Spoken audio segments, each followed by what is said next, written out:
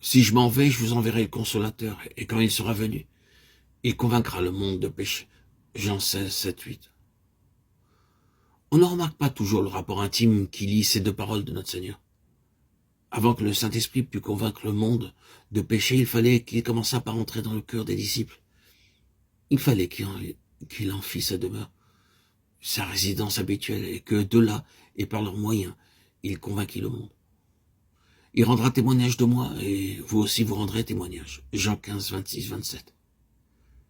Les disciples devaient réaliser que la principale mission du Saint-Esprit, contestant avec l'homme, Genèse 6, 3, et convainquant le monde de péché, ne pouvait commencer que lorsqu'il aurait en eux une demeure assurée sur la terre. S'ils devaient être baptisés du Saint-Esprit et de feu et recevoir la puissance d'en haut, c'était pour qu'ils devinssent des instruments au moyen desquels le Saint-Esprit put atteindre le monde.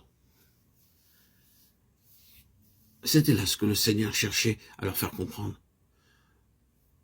Ce qu'ils veulent nous faire comprendre à nous aussi. L'Esprit envoyé pour convaincre le monde de péché devait habiter en eux et agir par eux. Ce qu'il nous enseigne là est d'une grande importance. Le Saint-Esprit nous est envoyé afin que, par nous, il puisse en atteindre d'autres. L'Esprit est l'Esprit du Dieu Saint, du Dieu Rédempteur.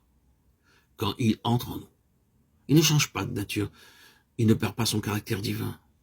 Il est toujours l'Esprit de Dieu, contestant avec l'homme et cherchant à l'affranchir. Partout où il n'en est pas empêché par l'ignorance ou par l'égoïsme, l'Esprit cherche autour du cœur devenu son temple ce qu'il y aurait à faire dans le monde, et dispose ce cœur à travailler avec courage, à témoigner contre le péché, à parler de Jésus qui sauve du péché. C'est parce qu'il est l'Esprit du Christ crucifié et remonté au ciel qu'il agit ainsi. Car n'était-ce pas pour faire cette même œuvre que Jésus recevait l'Esprit sans mesure? L'Esprit du Seigneur est sur moi, c'est pourquoi il m'a oint, il m'a envoyé pour annoncer l'Évangile aux pauvres, pour publier la liberté aux captifs, Luc 4, 18, 19.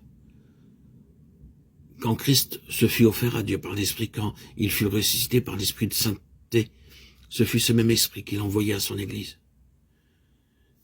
Il voulait que l'Esprit habitât en chacun de ses membres comme il avait habité en lui-même, qu'il poursuivît en eux son œuvre divine, qui leur fût la lumière qui révèle, qui condamne et qui triomphe des ténèbres, qu'il fût pour le monde l'esprit de feu, de jugement, et qu'il l'amenât à la conversion en le convainquant de péché.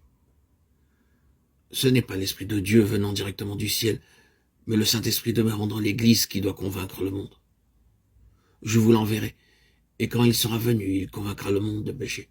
C'est donc en nous et par nous que l'Esprit doit atteindre le monde.